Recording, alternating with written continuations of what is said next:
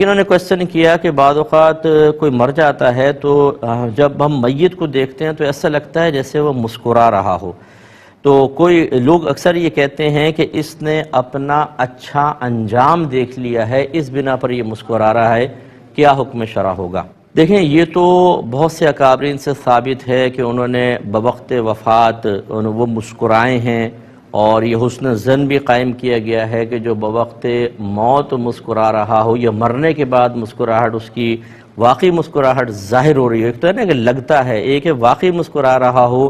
تو اس کے اچھے انجام کے بارے میں حسن ظن قائم کیا جا سکتا ہے۔ لیکن یہ کوئی قرآن یا حدیث میں ایسی بات نہیں آئی کہ جو مرتے وقت یا مرنے کے فوراً بعد مسکرائے گا وہ ضرور جنت میں جائے گا یا اس کا ضرور انجام اچھا ہے۔ تو خلاصہ کلام یہ ہے کہ حسن ظن قائم کرنے میں تو حرج نہیں، کہ یوں ہم کہہ سکتے ہیں کہ یار لگتا ایسا ہے کہ اللہ نے اس کی بخشش کر دی ہے، لگتا ایسا ہے کہ اس کو رحمت کے فرشتے نظر آ رہے ہیں جس کی بنا پر یہ مسکرا رہا ہے، لگتا یہ ہے یا ہو سکتا ہے، یعنی غیر یقینی سے جملے آپ کہہ سکتے ہیں۔ لیکن یقین کے ساتھ یہ کہنا کہ بھئی یہ تو جنت ہی ہے، مسکرا رہا ہے، ہم یقین سے کہہ سکتے ہیں جنت، آپ یقین سے نہیں کہہ سکتے، کیونکہ یقین کے پیچھے ایک دلیل ہونی چاہیے، اور دلیل آپ کے صرف حسن ظن کے علاوہ کچھ بھی نہیں ہے، اور حسن ظن سے ظن حاصل ہوتا ہے، یقین حاصل نہیں ہوتا جب تک کہ اس کے لیے قرائن اور دلائل وغیرہ موجود نہ ہوں۔ بعض اوقات خواب میں تشریف لاتے ہیں تو کبھی پیسے مانگتے ہیں، کبھی کھانا مانگتے ہیں، تو کیا ہم ان کے لیے پیسے یا کھانا صدقہ کر دیں، اور کیا ایسا کرنا لازم ہوتا ہے ہم پر؟ دیکھیں، لازم نہیں ہوتا، نہ آپ کو جو خواب میں نظر آ رہا ہے وہ واقعی ایسا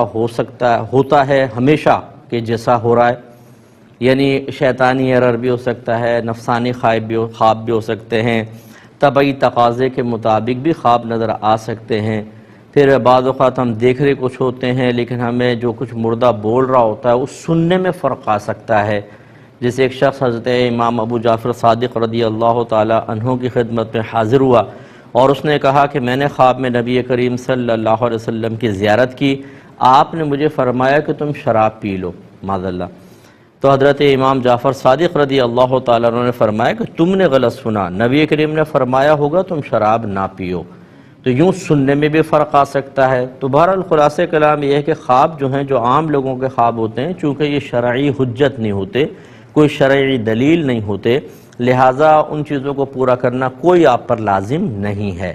اور چونکہ آپ جو سن رہے ہیں ہو سکتا ہے ویسا نہ ہو، تو پھر تو بالکل مطلب اس کو کرنا بھی کوئی ضروری نہیں ہے، لیکن اگر آپ کرنا چاہیں تو منع بھی نہیں ہے۔